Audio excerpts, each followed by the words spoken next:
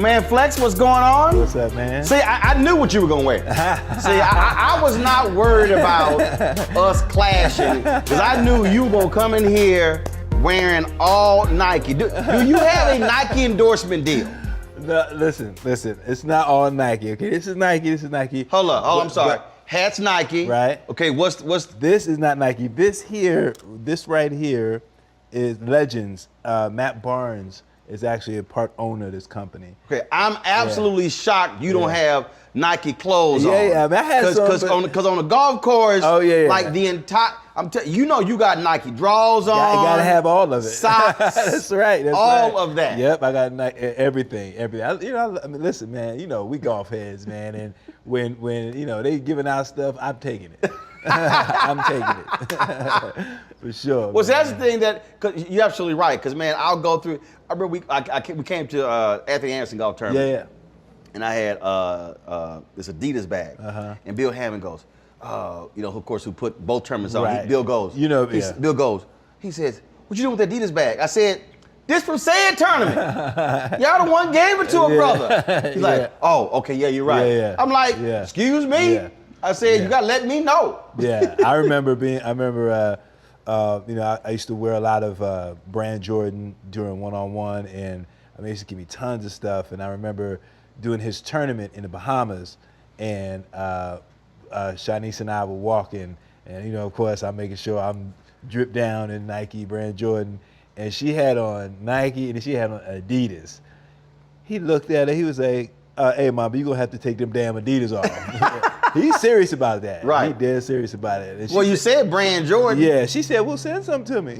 Boom. Yeah. Did he send something? Yeah. Yeah. See? Yeah, they took care of us. Yeah. See, there you go. She like, "Look, you want me to wear shoes? Yeah. Drop them in the mail." Yeah, they took care of us big time. Yeah, See, man. I probably would wear Adidas on purpose. You know what? And I can see that.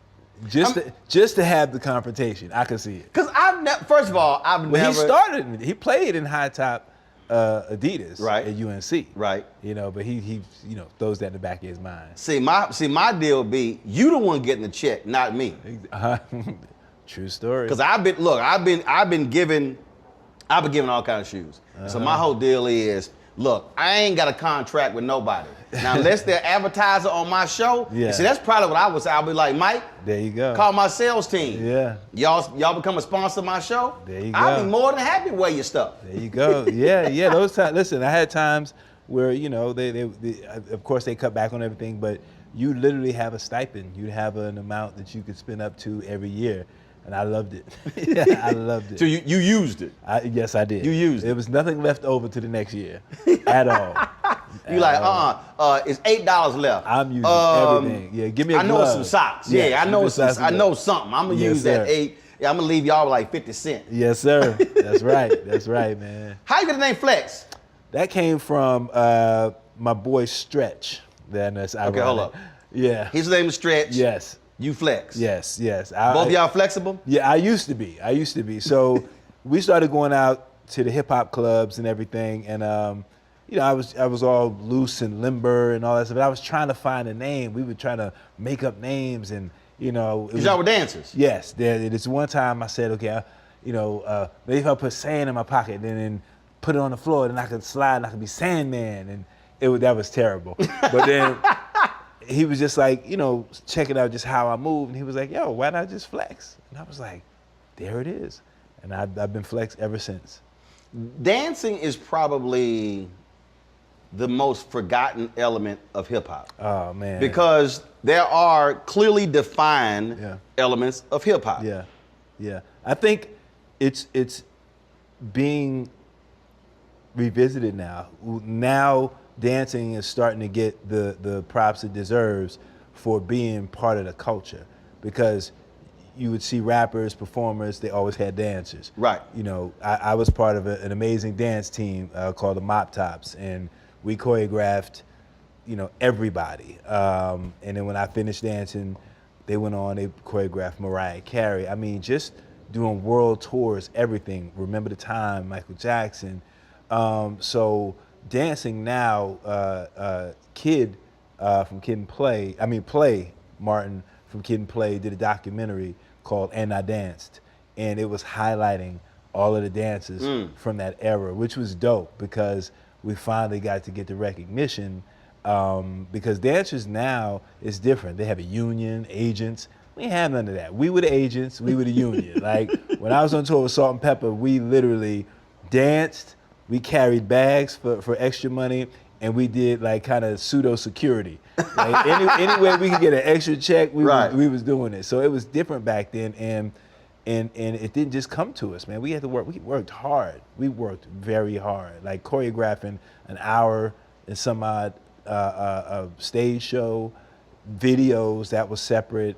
And you're going out there, you're dancing in combat boots. That's why all of us now, we get together and be like, man, how's your hip? They're like, how's your hip? Like, we having different conversations now. Yeah. So it is definitely was a part of the culture. But I mean, that comes from who we are, man, the Renaissance era, the Nicholas Brothers, all the stuff I look at that we were doing, they did. Right. You know, they did all of it, and I love it.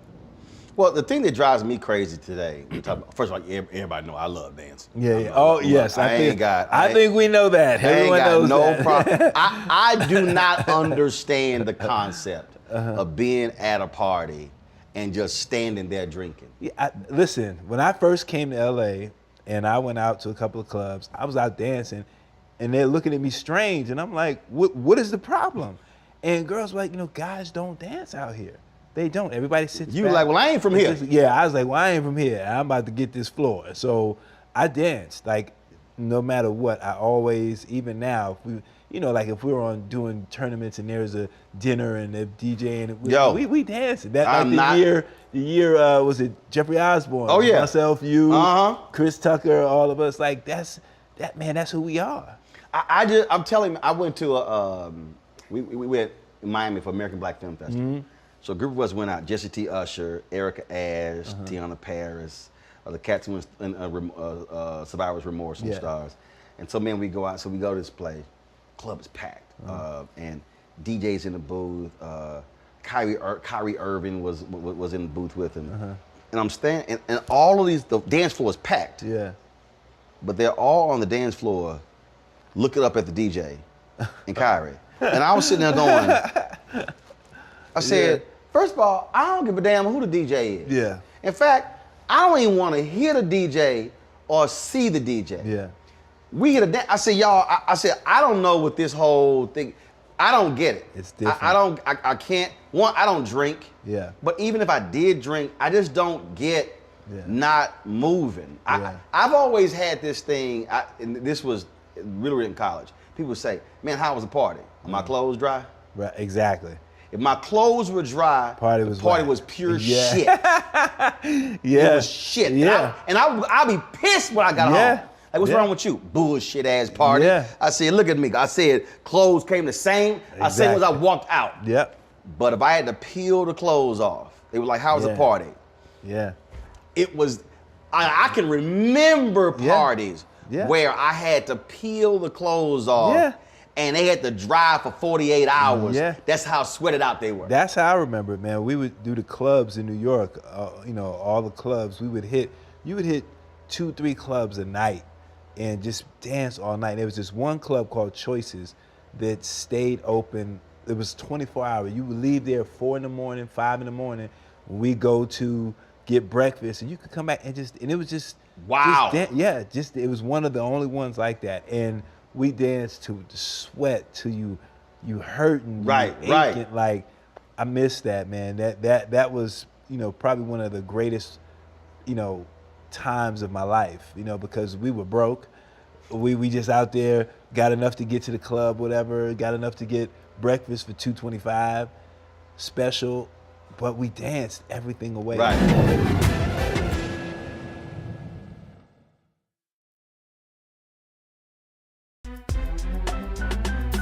I'm Faraji Muhammad, live from LA. And this is The Culture. The Culture is a two-way conversation. You and me. We talk about the stories, politics, the good, the bad, and the downright ugly. So join our community every day at 3 p.m. Eastern and let your voice be heard. Hey, we're all in this together. So let's talk about it and see what kind of trouble we can get into. It's The Culture. Weekdays at 3, only on the Black Star Network.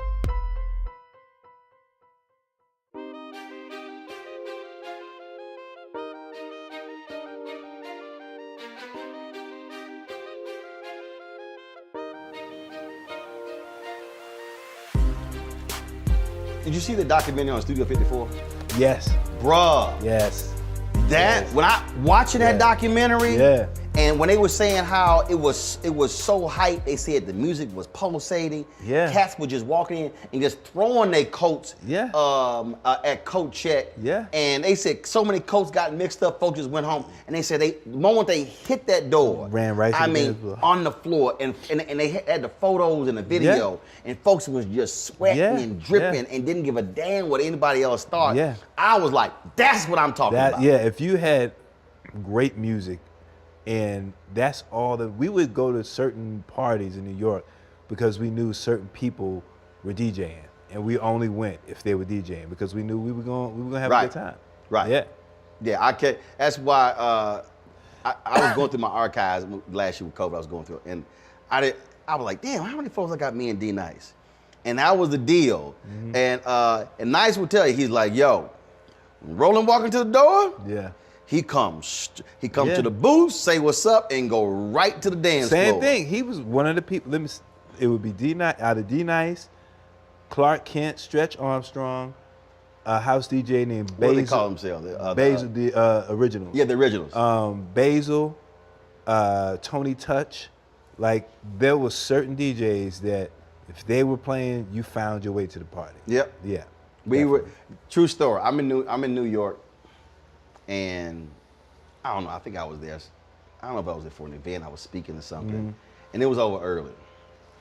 So I'm walking down the street, and I run into this woman, her 2 or 3 kids, and her mama, and just bump into them and like, oh, my God, we watch you, we love you. I was like, I appreciate that. So I think we had walked like 3 or 4 blocks.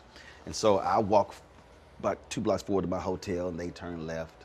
And so I was like, all right, y'all take care. So I go to my hotel room and so, man, it's like 10. I'm like, what the hell going on in New York? I was like, anything going on in New York tonight? So I just put it on social media. Yeah. And Bevy Smith tweeted me, or she sent me a text. I think she did both. She was like, yo, there's a party at, I forgot the name of the hotel. And I remember because it was like all white and they had like LED lights. So I can't remember, but I know, but it was, so they like, she's like, D Nice is a DJ. I was like, yo, really? Yeah. So I put on social media, I was like, yo, I think I was a tweet, I responded, I was like, yo, Bevy, I said, D Nice performing, I got to go find this party. Yeah. The sister who I bumped into, she was like, I've been with my mama and these kids. She said, my husband left early. She said, I want to dance too. Yeah. I was like, all right, Yeah. meet me at this party. Yeah, yeah. And so, dude, she showed up. Wow. Man, because first of all, I danced with everybody. I danced the whole floor. Dance, come and find out, she was a dancer growing up. Oh, wow. And she was like, man, I'm so glad I ran into you. I was like, and that was just straight up. I was like, That's yo, dope. D Nice performing. Yeah. I'm like, don't worry about it. We getting in. Yeah. Don't worry about it. Yeah, yeah. I said, I see you on the dance floor. That's dope. That's straight up what happened. That's man, dope. it was hilarious. Yeah, that's dope, man. That's how we did it, man. We could be on a train, see somebody, meet somebody, and say, hey, we're going to this spot, and you just go and Let's roll. Yep, let's roll. See, I can't. It's like when you roll. See, that's my deal.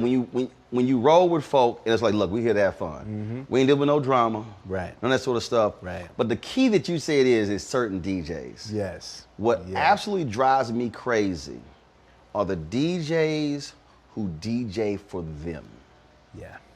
And my whole deal is, bruh, if the dance floor is damn near empty, Yeah. change the Change music. the music, yes.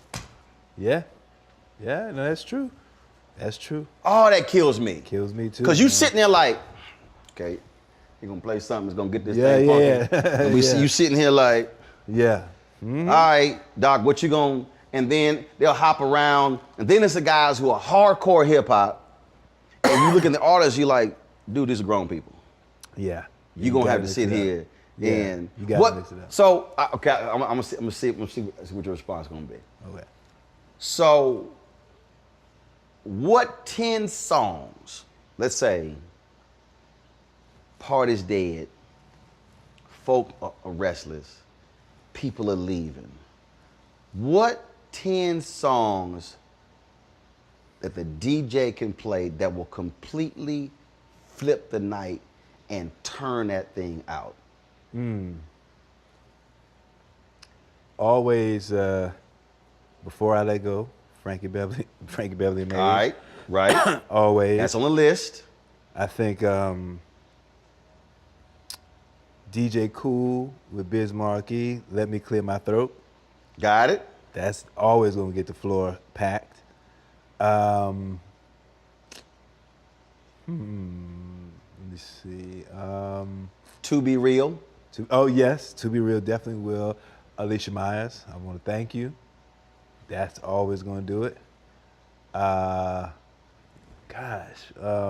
Because because sometimes you can play a mid-tempo song. It don't have to, be like bang, bang. You can play a mid-tempo song and everybody just jumps on the floor.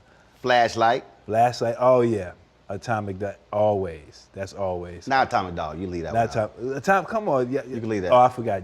My bad. I forgot. You can leave that one out. But you know that one is that going might to be in the top 30, but it ain't gonna be in top 10. Yeah, okay. All right. I forgot. My bad. My bad. I saw your argument at the tournament. Never mind. Who else? Because I'm thinking. Before you phone out, look at it. I'm just thinking of all the genres, all the different genres. See, one night, man, I was on Twitter and I was talking about this here, and I was like, yo, you throw, I said straight up, I said old school, I said where it's just gonna hit. September. Of course. You gotta throw that in. Yep. I would say, depending upon the group, well, first of all, you put on the butt. Oh, yeah, definitely. Yeah, definitely. And now you gotta, because women gonna immediately respond to it, you gotta throw on either Cupid Shuffle. Now, a lot of dudes don't like line dances, but I like it. Yeah. It's gonna fill the dance floor up. It is. Or the wobble, one of those two. Wobble, yep. One of those two is gonna do it. And what's gonna always bring you back, Jackson 5, I Want You Back. Oh yeah, always. You play all those songs. Yeah. That party is going to completely change. Oh yeah, definitely. And then from that point on, you can play whatever. Yeah. It's on. Yeah, it's so many, because you can throw in a 90s hip hop joint. You can throw in the Fugees, Lauryn Hill's album. You can throw in Poison. Poison, BBD. always. We were at the Capitol Jazz Festival. They brought us on stage because they bring somebody on stage every show when they put on Poison, and I lost my natural mind. When that breakdown hit, I was like, and Kamen Kelly from Heart and Soul, he wanted to do a routine. I said, man, I ain't doing no routine. This is Poison. This is the breakdown. We Jeffrey Osborne golf tournament. We on stage, and they bring up BBD, Earth, Wind and Fire, Sinbad's on stage, Sugar Ray Leonard, dude, and they come up, they play that. Yeah. We straight. Yeah. We just straight. Say it's on stage. It was crazy. Yeah. That song is gonna always, no matter what, that song hits. Everybody's getting on the dance floor. Everybody. That's gonna do it. That New Edition too. What? Absolutely. When Hypnotized by Biggie hits. Man. Them first. Soon as come on, you like. Hot, sicker than your average. Papa Twist cabbage. The joint's about to go. Woo, man. It's about to go. And it's so crazy because I was there that night, that terrible night, and I just remember seeing how happy he just had this piece on him. Really? I went over, sitting with Puff, Stevie J, him, they were all there, and I'm like, what up, man? He's like, yo, you doing your thing. I see you doing your thing. It was just he had this piece on him. You know what I mean? Just like, man, I did it. And that song always, when I hear that song, I go back to that night. Wow. Yeah, I go back to that night. It's crazy. You gotta throw in a Prince jam. Oh yeah. Which one? Kiss. Gotta throw in Kiss. It doesn't get played to me a lot, but in that moment, if you trying to go there, boom, you put on Let's Go Crazy. Let's Go Crazy. That's true. That's true. You got to put on Sheila E. The Glamorous. Oh, hell hell yeah. You hit you have to put on. Oh, you hit that. The got drums. to. Yes. When that sucker, just the and then intro. you come after that, then you blend that in with Climax meeting in the ladies' room. Okay. Yes, sir. All right. That right there, boy. And then you can follow it up, Brownstone or Janae. Ooh, see, Janae. Uh-huh. See, Janae. I would go Janae into Groove Theory. And then I'm gonna come back with Chubb Rock, Just the Two of Us. And then I'm gonna go Neo.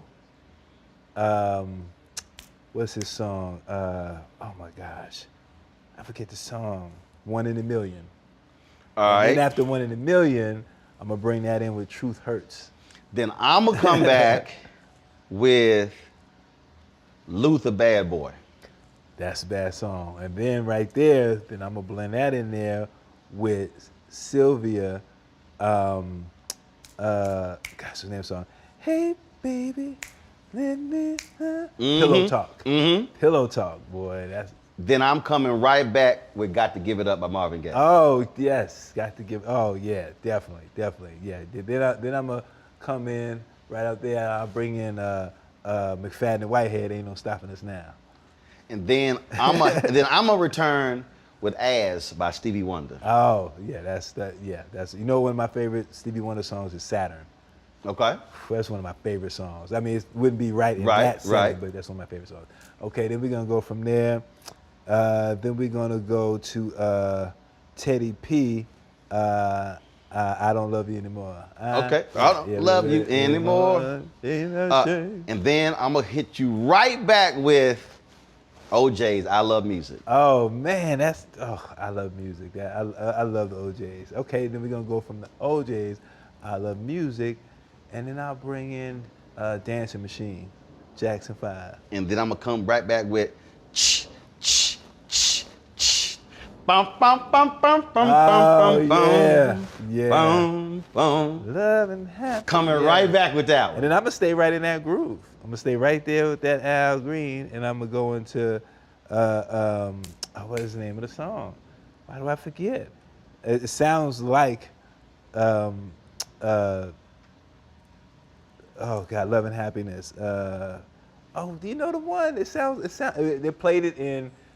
Was it Menace to Society? They played it in a couple of movies. Oh my gosh, why can't I remember it? I tell you, boy, these 50s ain't no joke. I had it right here. It was right there. Oh, it's gonna come to you. It's gonna come to me. And then after that, I'm hitting with Lady Marmalade. Oh, Lady Marmalade. My wife actually redid that. Her, Deborah Cox, Shantae Moore, and Kelly Price. Oh, really? Okay. Yeah. Got to download that joint. All right. Lady Marmalade, okay. And then I'm gonna come in with the Emotions, Best of My Love. And then I'm gonna hit you back with Confunction Fun. Okay, all right. And then I'm gonna come in there with Switch. Okay. Or Yeah, you go the Switch. Yeah. with They'll Never Be? They'll Never Be. Oh, so you move into that, and then I'm gonna hit you right back with Lady D'Angelo. Okay, that's it. Okay, all right. And then go into Bilal, Sister, Soul Sister. You must be my soul. And then I'm gonna hit you and shut it down with a door by Prince. Okay. The women gonna love that one. Oh yeah, they love that one. Guys, so many, man. I can go on and on and on. This could be a music show. Just talk about music. Y'all can talk about music all day long. See, that's the thing. Again, it's just. See, for me, it's a throwback to growing up, where Yeah. our family got together. Yeah. And you said it earlier. Look, you ain't had no money. Yeah. Cats weren't always trying to go somewhere, Right. trying to go out. Right. And it's just everybody at the house. Yeah. Yo, food. That's all I remember. And for folk get in the kitchen, and next thing you know, man, that thing turns into, the get together turns into a 7, 8, 9 hour affair. And then they tell you go to bed, and then they got the grown up party after. No, we didn't do that. Oh, my mom used to kick me out. Oh, you used to kick you out? Oh, sure. No, we stayed up. We snuck out, of course, but we stayed up. It was never. Man. That was even. I was even on a school night. Catches could drop by. It just turned. No, we were always in the same place. The next thing you know, somebody bring out some cards, and then it's either spades or bid whist, and then it just goes into this, man. And that for me, man, that's the thing that I tell people all the time now. We don't have to have reasons to get together. Right. Yeah. Just call up and say, yo, what y'all doing? Yeah. Jump on by the crib. Yeah. They call somebody else, and then it's like, well, what's the occasion? Ain't none. Just getting together. Just get together. Yeah. Yeah. I mean, that drives me crazy miss those days. when people just think that, so what, it's my birthday? No. Yeah. I threw a party when I was in DC, and I put it on. I was like, this is a ain't no damn reason party. Yeah. Yeah. And people were literally like, so what do we bring? Nothing. Yeah. Just come. Then they said, well, I got kids. Bring your damn kids. Yeah. I said, I got a pool. Everybody good. And they were so shocked. I said, y'all don't understand. I grew up, and it wasn't, you didn't drop your kids off. No. We were all there. Yeah. And it didn't matter. Yeah, it didn't matter, Mom. We all had small ass houses. Yeah. Nobody was tripping. Yeah. It was just, hey, everybody in here, we gonna make it work. And we did this in the projects, in the 2-bedroom apartment. It was packed. Moms would cook plates. Her and my grandmother, she sell plates. My mom, deep. She starts hitting me with a lot of this stuff now. The kind of life she lives. She was like, yeah, we were watching American Gangster. She said, I used to work for Nicky Barnes. I'm like, what? yeah. She was a little courier girl, like, blew my mind. So those were the kind of people that were around. I just didn't know. I was just like, we got grown-ups. And she'll call me out sometimes, like, okay, do that dance. And you out there dancing, they give you $1, 50 cents, take that money right in the room. But that's what I think about, man. That's what the song that reminds me of my childhood growing up is Zoom, Commodores. I think about that song all the time. It just reminds me of South Bronx, the summers, girls outside, double dutch with pickles, the dudes playing stickball or tag. See, we had the peppermint in the pickle. That's what the girls would do, yeah. The peppermint, I remember that. Or when you got fancy, you had the peppermint stick in the lemon. I ain't do that one. So that must be a Southern thing. Yeah, that's Southern. Yeah, Southern thing. Yeah, but we took the now laters on the radiator and let them make them soft and take them off.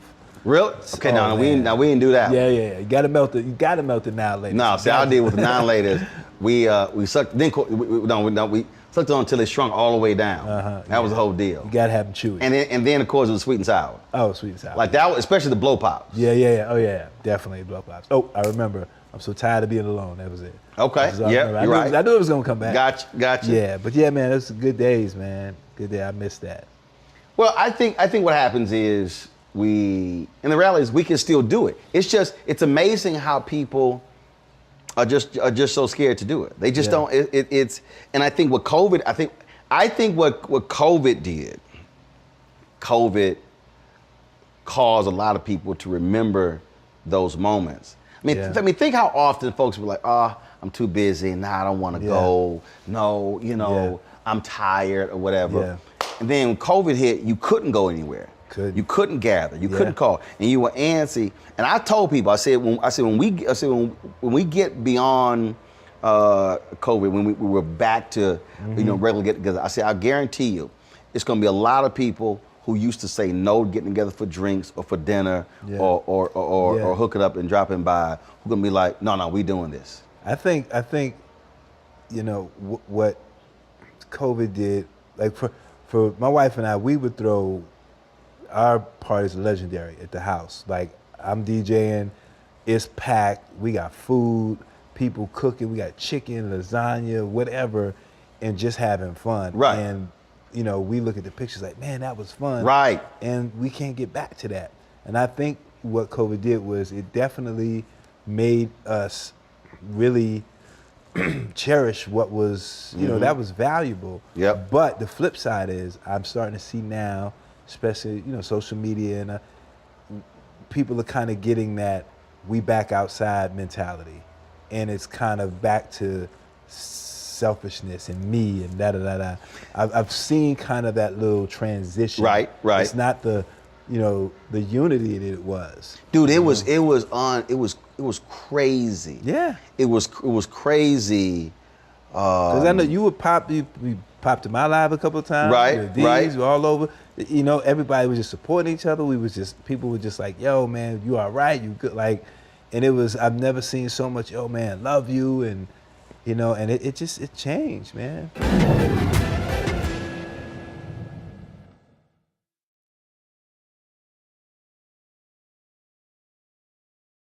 Pull up a chair, take your seat. The Black Tape with me, Dr. Greg Carr, here on the Black Star Network. Every week, we'll take a deeper dive into the world we're living in. Join the conversation only on the Black Star Network.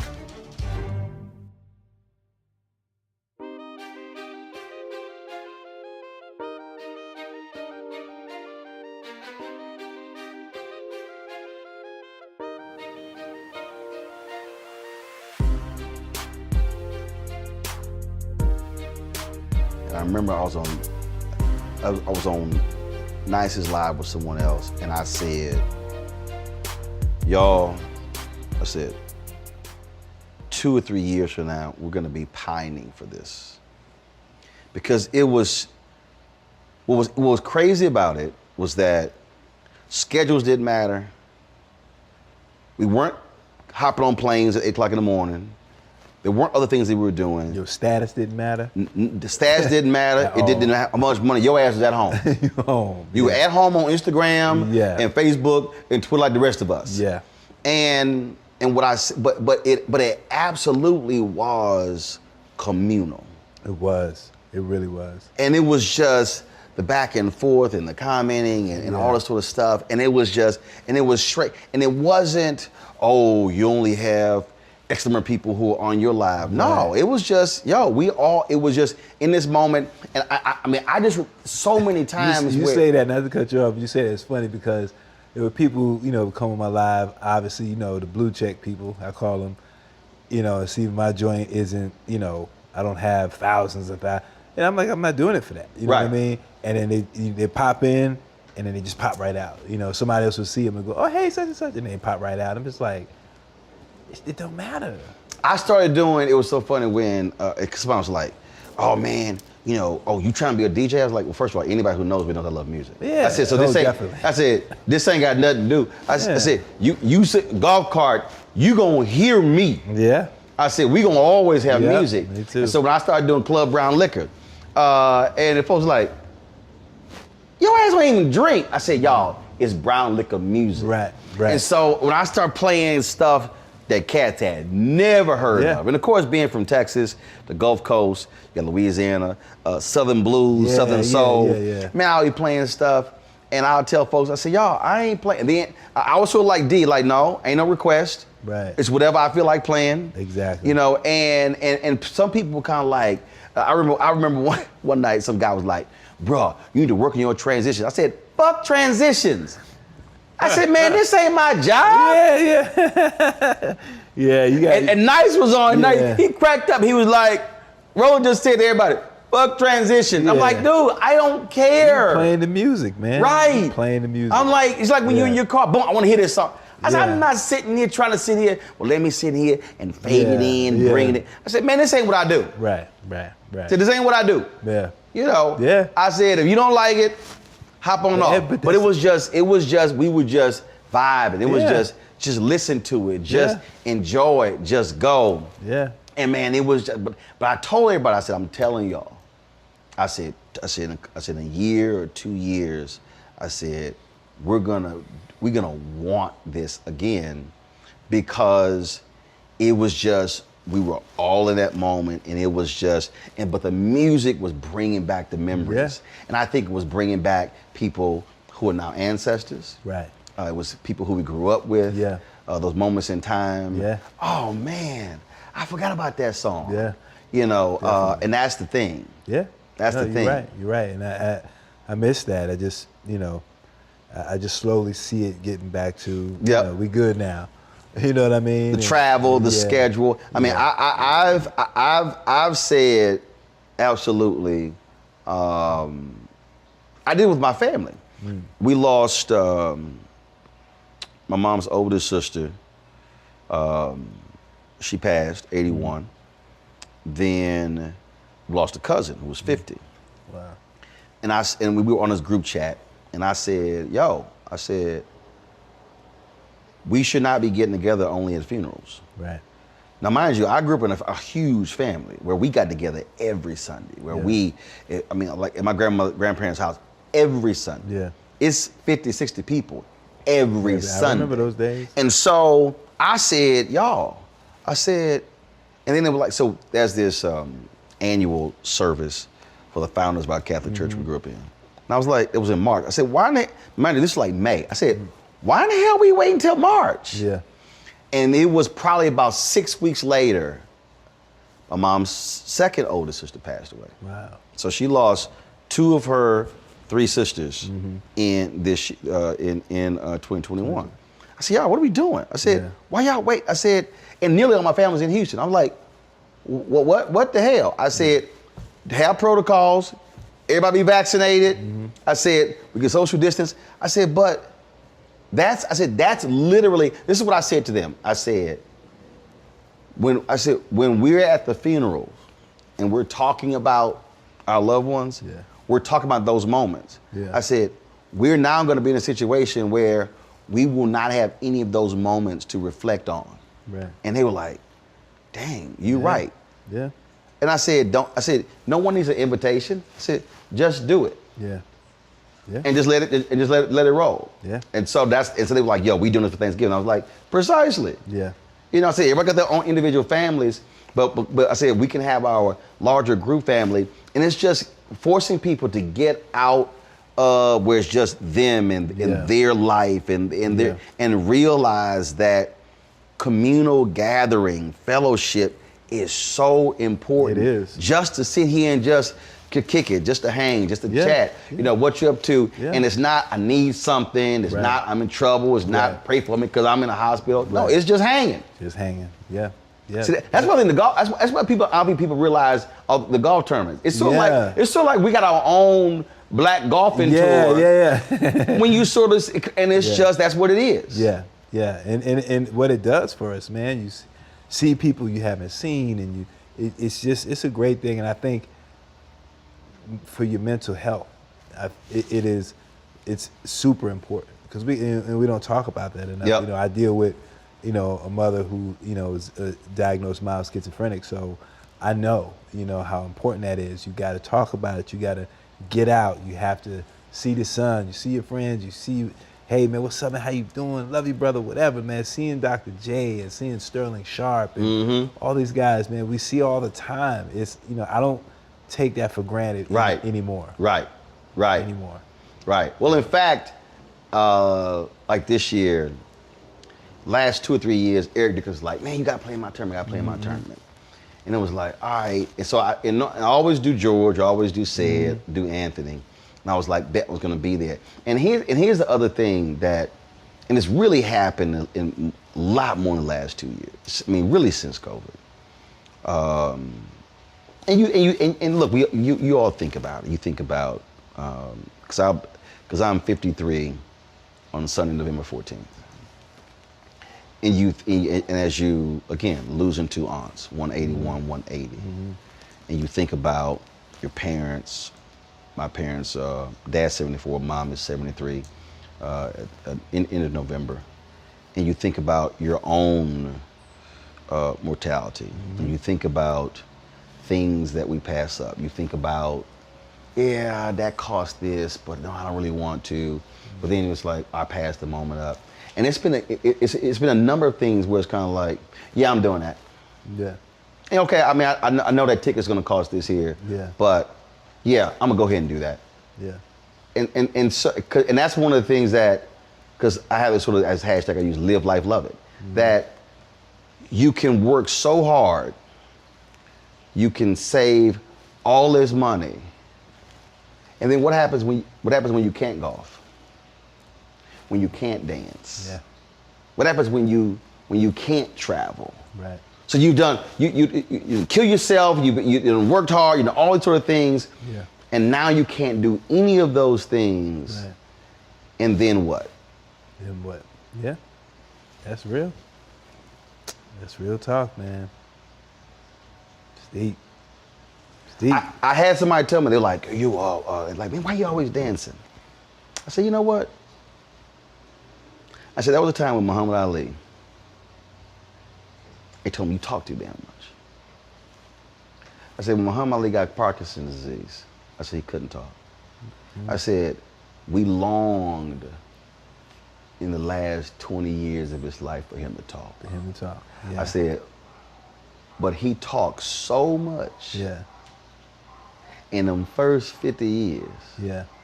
that we get all this film, Yeah. all this video. Yep. Documentaries are still being made. Still being I made. said, of him talking. I said, my whole deal is this here. I dance. I said, because you know what? One day you may not be able to dance. That's right. I said, I want to be able to say, yo, pull that YouTube up. I mean, because again, stuff changes. Yeah. Things change. Yeah. What's What's that song? Everything Must Change? Yeah. And it's just like, and I tell people all the time, it's like, yo, man, I don't really feel like doing it. I'm like, no, man, That's why if you at the party, I'm like, yo, man, hashtag live life, love it.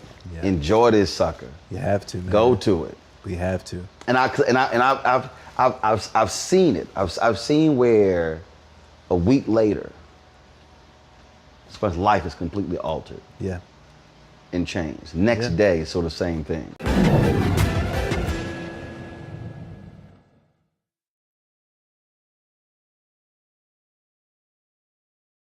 Folks, Black Star Network is here. Hold no punches. I'm real revolutionary right now. Support this man, Black Media. He makes sure that our stories are told.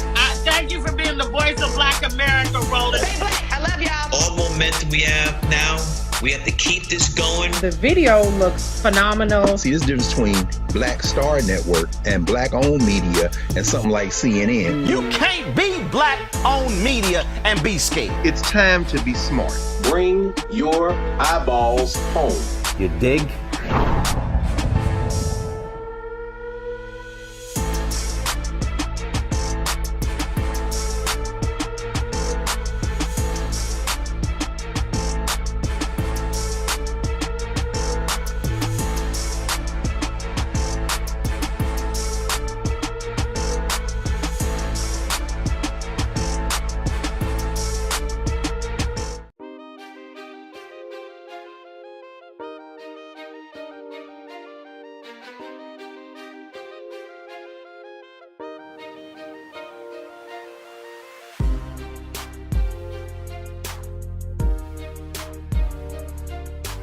You talked about that once, about being in this entertainment space. It may have been on the reality show y'all did, where you talked about financial issues, Yeah.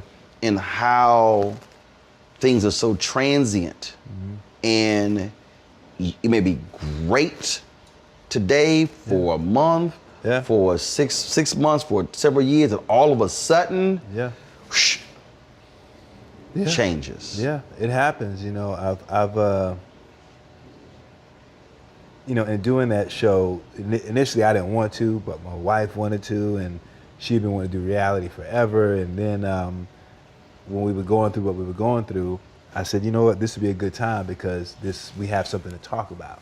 I don't want to just do something. We running around arguing with each other and all of that. I said, we'd have something to talk about. So we did it, and I learned a lot from that.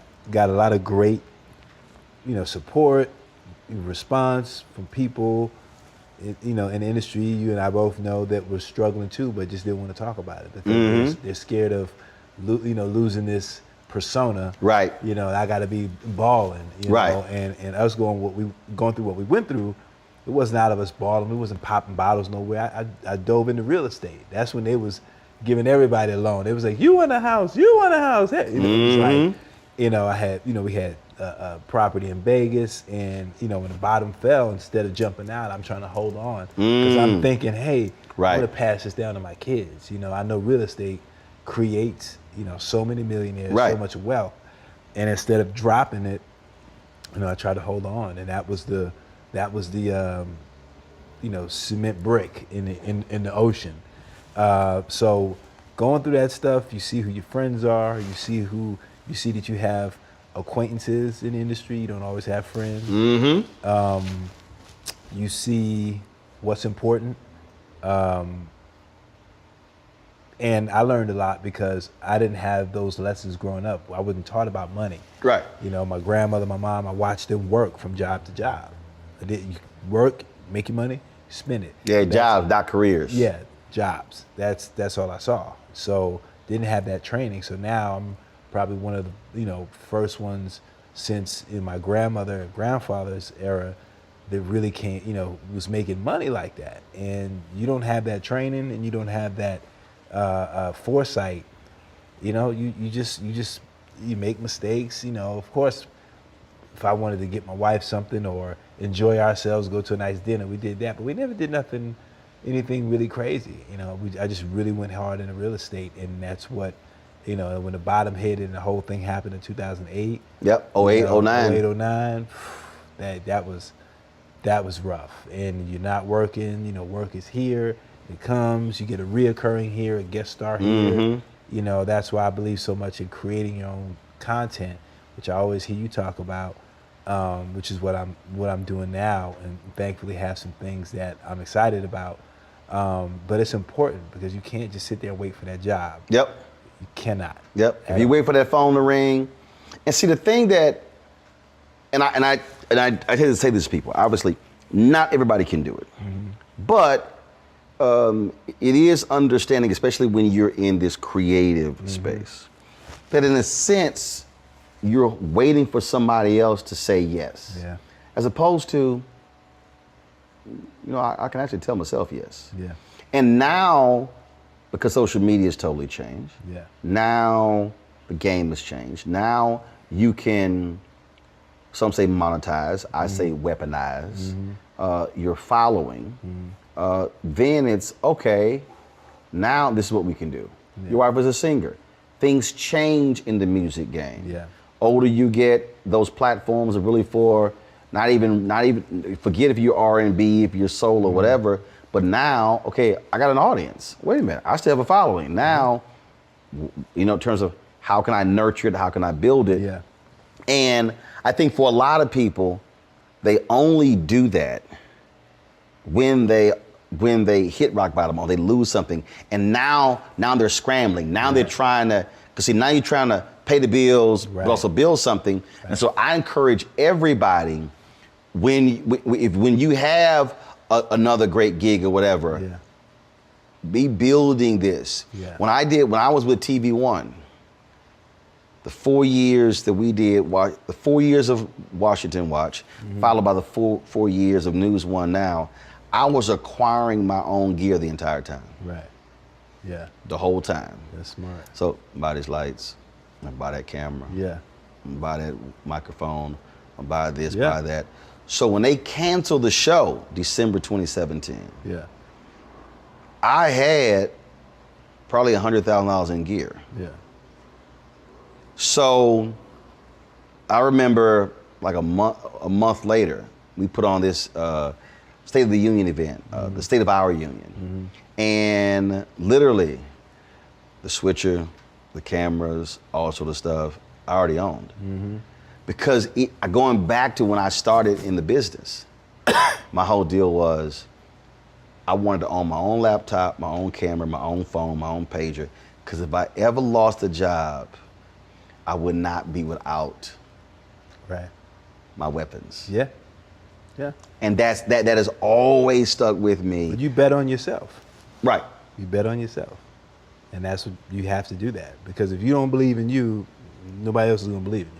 And also I don't like when I know something work, I need somebody to say yes. Yeah. That's the other thing that for me, whether it's a book, whether it's any of those different things, and it's amazing to me how many people I talk to, who I counsel, advise, and they're. I remember I was talking to this one sister. She had a great book concept. She had a very good following. She was an ordained minister, and we're on the phone. I remember I was driving to an event in Baltimore. So it was probably like an hour drive from where I live. Man, we're on the phone and we're talking. And so we about 25 minutes in. Then finally I said, stop. I said, you desperately need to be validated. She's like, oh my God. I said, you desperately need to say, I signed a book deal with this company. I'm an author. Right. I said, you can, the book that you want to do, you can publish right now. But she was so, no, but I don't feel like I'm an author. I said, baby, if you got an ISBN number and it gets printed and you sell it and somebody hands you some cash for the book, you're an author. Yeah. And she was so, because I was like, why is she fighting this whole thing? And so it was a breakthrough for her because she realized that it was really the validation of I signed a publishing deal. But there are a lot, especially creatives, who, need that validation. Who you want, even as a stand-up, you go out, you go on stage. The validation is from the audience that you're funny. The validation is they get your material. You do a scene. The validation is, okay, I, did everything I wanted to do, and the reaction from, once people see it. So it's just something in because I know I dealt with that. Just because of how I grew up. Like I needed to know that it was okay. I needed to know that I was good because I didn't hear that. I mean, my grandmother and stuff, but I didn't have that father there to say, hey son, you're good. Hey son, this, that. You know what I mean? So although my grandmother, my mother, they instilled it, you still need that male voice, and I think that carries over into whatever you become. You're creative, there's pieces of insecurity in there. When I do stand up, I'm basically telling that shy part of myself that doesn't believe that I'm funny, shut up. Then I get off stage and then I'm back to that guy. It's a weird dichotomy, but it's yeah, because that is when I think back, as you were talking, because when you said the validation of the audience, yes, obviously I don't care who you are. Yeah. You want to do something where people say, oh my God, I love that. That was great. That was wonderful. The thing that I try to get people to is there are two forms of validation. The second validation is that is I'm on stage and they're laughing, I'm funny. But the first one is the person has to say yes to put me on stage. Yeah. Whereas in many ways for me, it's I'm gonna open my own comedy club. In that I'm not gonna kill myself for you to say yes. Right. I'm gonna go out and tell my people, yo, come check me out, come watch this, and let me know how you like it. And I think that's what stops a lot of people. I think it stops a lot of people, or they're waiting for somebody to say, okay, you cannot go on stage. Yeah. As opposed to, we now live in a world where there are stages everywhere. Yeah. Yeah. And we still think is that old model. I look at what's happening now with in this industry. It's no longer about the Big 7 studios. No. It's no longer even with the streaming services. It's also the proliferation of independent and how they're now even beyond the top tier, beyond Netflix, Hulu, Disney Plus, Paramount Plus, HBO Max. There are so many other platforms where you're like, cool, all right. Y'all told me no problem. Right. I'm going over here and I can still do it. And in our business, this equipment has also changed because the cost is now much lower. Well, literally, Steven Soderbergh has done 5 films. With this. Yeah, it's changed. But it's getting the person to believe they can actually do it. Right. That's a good point. That's the piece right there. Yeah, that is. That's the piece right there. That is. And I'm seeing that with stand-up specials. A lot of people, a lot of comedians I know, they're taking the power in their own hands. They go, I'm gonna take some money, get some equipment, I'm gonna shoot it myself. And then they go sell it. I've seen probably 3 or 4 do that. And that's inspiring. That's like, okay, it's not like back in the day you had to wait for HBO to come or this one to come. Do the deal, production company, distribution. It's gonna cost a couple hundred, $250,000 to bring in the camera, all those different things along those lines. Now, man. Or they're coming out to tell you, and if you're funny, or they're saying, oh yeah, well don't do this joke, and then you might want to stay away from this. Like you can go be yourself and sell yourself.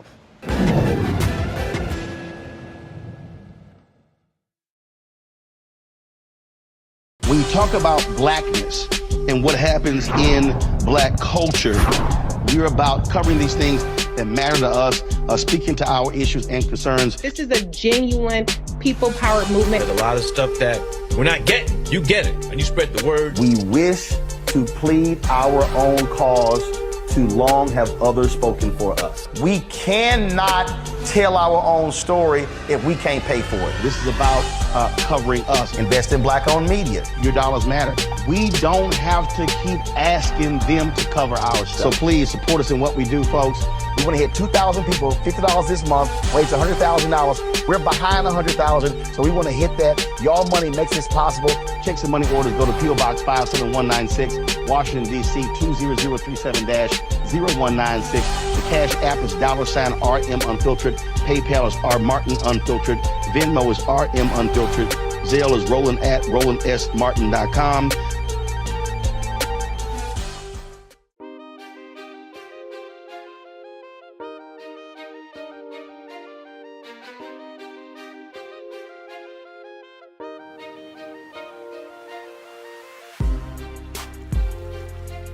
I was a comedian, Country Wayne. Oh yeah, I love Country Wayne.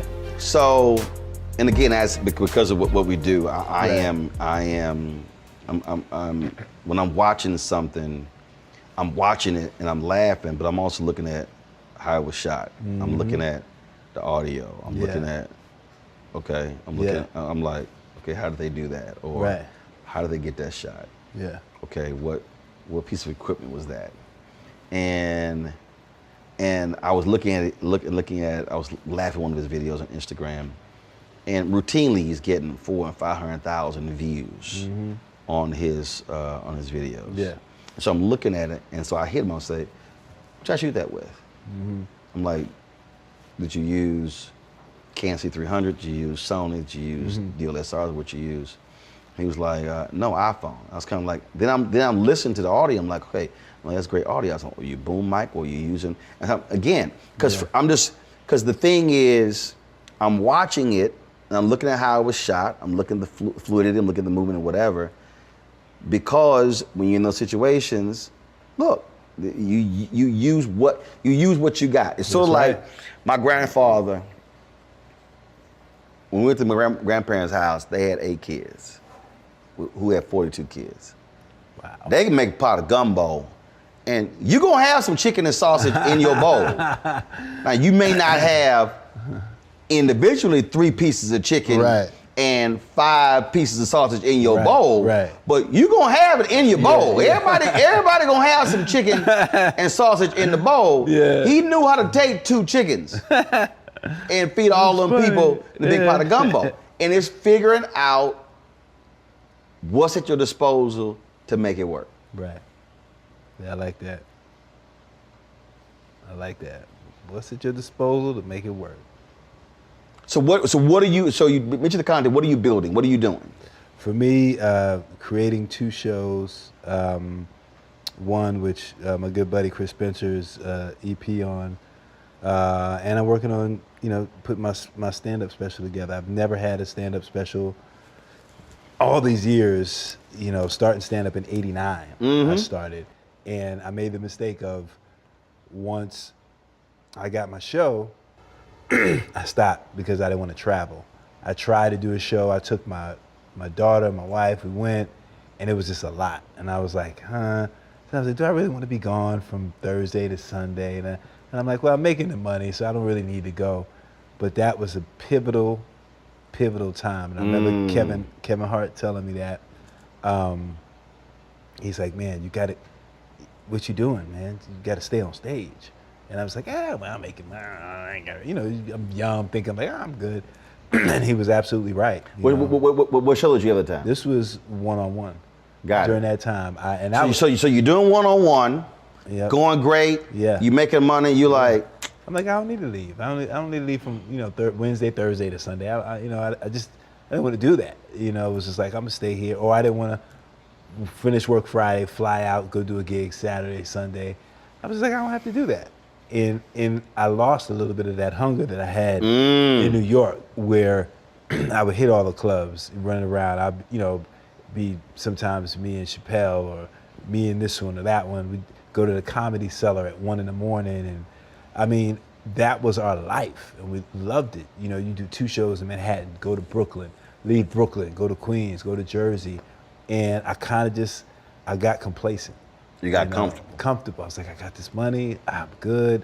I don't need to go chase that, because that money wasn't at the same level that I was making, but what I was missing was that training. Yes. Was that. And it wasn't the money. It was the money. It was that's what I needed. But also, so how long did the show last? 120 something episodes, 6 years. Yeah, but the show ended when? In 2007, I think. Then what happens? And after that, we had to crash, 2008. Right. Went through all of that. Yeah, went all of that, and wasn't going on the road. So I wasn't even in the mind frame of comedy at that time. I was when I'm talking to people, I use this. Yeah. I use the example all the time. Mm-hmm. So one-on-one was your main. Mm-hmm. And you completely ditched your side hustle. Well, that was my first love. Right. No. Prime and love are 2 different things. Right. It's so like, what's paying the bills? Right. Yeah. That at the time. Okay. So this first love was paying the bills. Right. So this really became the first love was side hustle. Okay, because it was less than that. Right. But the reality is, that goes away. Yeah. Now this is now dormant. Right. As opposed to when that's going well, no, I'm still doing this. Yeah. Then all of a sudden, if this gets to here, yeah, if that goes away, yeah. Oh yeah. Now I'm not restarting. Now I'm not. Yeah. See, I've had to walk people through this where I tell them, don't wait for the crash to start building. Yeah. Yeah. Because the pressure is different. It is. It's the day. Look, again, I got to pay this, got to pay that. And so I said versus, no. Keep building. Yeah. Keep building. In retrospect, keep building. I'm like, I get it. Like in retrospect, I'm like, because it's just like an audition. If you not working and you go to an audition, it can smell desperation. As opposed to if I'm good, I'm working, I go in there, I'm like, I don't even care. You get it. Yep. So many gigs I've gotten like that. I'm like, I don't care, whatever. But you go in there like, they know, they smell it. Yep. And for me, the stand-up, which I love, like I slept, I ate, I drank it. Like, again, you see that check and you go like, oh, they're only giving me 10,000. Oh, they're only gonna give me this. I don't have to go. Instead of, what you said, thinking, hey, let me just keep building this here. So, because you never know, and then I can just, because this is forever. I can just stand up. That's what I'm saying. That is the piece. Forever. Doc, when I was at CNN, it was a trip. We had announced, Jon Stewart had cracked on me wearing ascots. Then I fired back at Jon Stewart. Then Jon Stewart came back and fired at me, and he was like, Roland, you win this round. People were like, dude, you came back at Jon Stewart? I'm like, hell yeah, messing with my ascot. And it was a trip because I had been talking with this brother about launching a line of ties, bow ties, and ascots. Right. And so I'll never forget, we were on the 5th floor studio, I think, CNN. And guy was the Washington bureau chief. He go, now Roland, you know if you were full time, you couldn't be doing all these things. I leaned in, I said, and that's why I never be full time. You sort of jump back. Because my whole thing was, again, go back to the validation piece. Their deal was, we're CNN. You got a clothing line. You got Tom Joyner. You're doing TV One, all those different things. And in fact, John Klein, who was the president of CNN US the next year, took me to lunch. He says, when are you gonna stop doing all these things? And I said, when are you gonna give me a 5-day-a-week show? Because we'd already negotiated, see, I had a 2-tier contract. I was a contributor, and we'd already negotiated a hosting contract that would pay me, I think it was $500,000 or $600,000 to host my own show. Right. So I was like, oh, you want me to give up my other stuff, which was actually flexing my muscles. Because CNN only was allowing me to do this. Right. I eventually got my own Sunday show on TV One, which allowed me to do this. Right. I was publishing my own books, allowed me to do this. Right. Doing radio on the Tom Joyner Morning Show allowed me to do this. And so I was using all of my stuff coming together, but not just with one place. Right. And I refused to do so. I refused to leave. Yeah. 2010, John Klein gets fired. 2013, Jeff Zucker comes in, he takes over, doesn't renew a whole bunch of us. When I walked out of CNN April 2013, I still had a show on TV One, launched a daily morning show. Right. Still had Tom Joyner, still had my books, still had my speeches. I would have been a damn fool had you dropped to give that stuff up in 2009. And with now, all of that put me in the position to what I'm doing right now. I would have been crazy to give it up. But that's one of those things where it was, no, I can't, no. Yeah, that's smart. Unless you're gonna sit here and roll that Brinks truck in here. Yeah. But more importantly, allow me to use all of me. Yeah. I can't do it. Yeah. No, that's smart. That's smart. Again, like I said, in retrospect, I totally understand. Hindsight is always 20/20.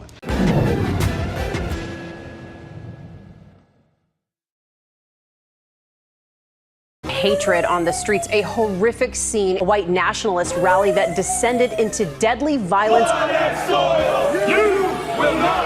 White people are losing their damn minds. As an angry pro-Trump mob storms the U.S. Capitol, we've seen We're about to see the rise of what I call white minority resistance. We have seen white folks in this country who simply cannot tolerate black folks voting. I think what we're seeing is the inevitable result of violent denial. This is part of American history. Every time that people of color have made progress, whether real or symbolic, there has been what Carol Anderson at Emory University calls white rage as a backlash. This is the rise of the Proud Boys and the Boogaloo Boys. America, there's going to be more of this. Here's all the Proud Boys, guys. This country is getting increasingly racist in its behaviors and its attitudes because of the fear of white people. The fear that they're taking our jobs, they're taking our resources, they're taking our women. This is white fear.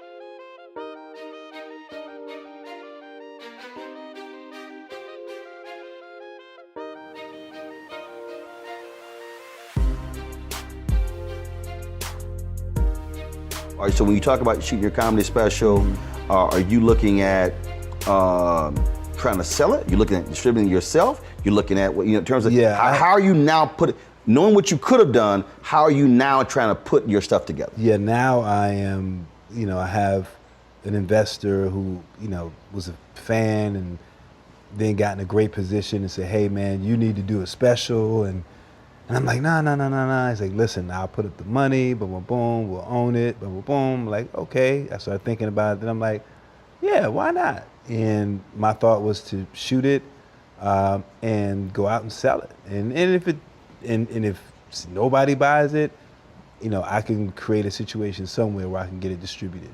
Right. And just do it that way. My thing is not so much being caught in that, it is just doing it, because pushing myself past that, I can't do it, I should. Let me tell you something, I used to talk myself out of a lot of things, because I had, people in my ears, you ain't really that funny, it's just as funny than you, or you only getting over because this, that, and that. And a lot of that stuff used to eat away at me, when I was younger, and I was just like, man, am I funny? Maybe I'm not funny. Oh, again, it goes to the validation thing. It goes to that, having that voice in your ear. But, I got well past that, because I'm just at a place now in life that, I don't care, what people say. I'm like, whatever. Listen, I did the Michael Jackson movie, so you can't care what nobody saying me to do that. And I did it pre-social media. Right. So now I get nice little gifts on my timeline. They're like, man, what the hell was you thinking about? And then my picture with my pasty face. I said, hey, they paid me very well. And how many people get to say they portrayed Michael Jackson? I mean, oh gosh, so terrible. But yeah, how many people can say that? Did y'all ever cross paths? I met Michael a couple of times, but this was before. Obviously did the movie. He had the stuff going on then, the trial and all that. Right. I hadn't seen him in a while, but met him twice. Met LaToya and the brothers and stuff. Jackie used to live out by us, and they were they were cool. Like LaToya was like, oh, it was really great. Jermaine was like, he loved it. And listen, it started out. I get a call. Manager says, hey, they do this Michael Jackson movie, VH1, and they want to see you. And I'm like, they know I'm 6'4", right? So I go in, meet with this director, nice guy, great guy. We talk, no reading, nothing. We just talk. And I leave. Excuse me. Leave, get a call a couple of days after, they want to do it, but when they're offering you this, I'm like, really? Find out that there were two people they were looking at. Myself and, oh gosh, why am I forgetting his name? Was at school with Barack. Actor. They know they're friends. Hill Harper? Hill Harper. Hold up. I'm sorry, hold up. Yeah, he and I, yes. You? Yeah, they told me. And Hill? Yeah, they told me that those are the two choices. So I don't even know if Hill knows that. 6'4". Yeah. And 5'9". Yeah. Okay, how tall was Michael? Yeah, he was about 5'9", I think. Oh, really? 5'10", something like that. Oh, okay. Yeah, so we were the choices. Anyway, I get it. We go to shoot it in Canada, and just from then, I was just like, no, we need to get somebody to come up, from the States to do the makeup, because I just knew, when they started airbrushing me, I knew I was in trouble. They wanted to put a nose on me, a prosthetic. I was like, no, yeah. And the hook was, we got all the music. You're gonna be doing these great performances with the real music, and then we the fourth quarter in, and come to the trailer. Yeah, so Flex, about the music. Legal, wasn't able to get it cleared. I'm like, but y'all told me that from the beginning. So it really took it down. I think had it had the real music, it may have helped. But right. Yeah, but that came at a time that was, I had finished the show and I was thankful, man. My thing is I just love working. Right. I just love working. Like whatever. We all have jobs that we probably look back and go, man, I did that, but it's work. Yep. And work begets work. and I just love to work. That's it. Is there? You've been in the business a long time. Yeah. Music, movies, videos, we can go down the whole line. Is there somebody, music or film, whatever, that you really want to do something with? You really want to. Oh my God, Denzel. Denzel is for me, he's the epitome. You know, I mean, I met Denzel playing ball at the Hollywood Y. We had these historic runs at the Hollywood Y. Chris Spencer, gosh, anybody you could think of, Jerome from the time, like anybody you could think of would come down there and hard-nosed run. I mean, brothers is fighting and I mean everything.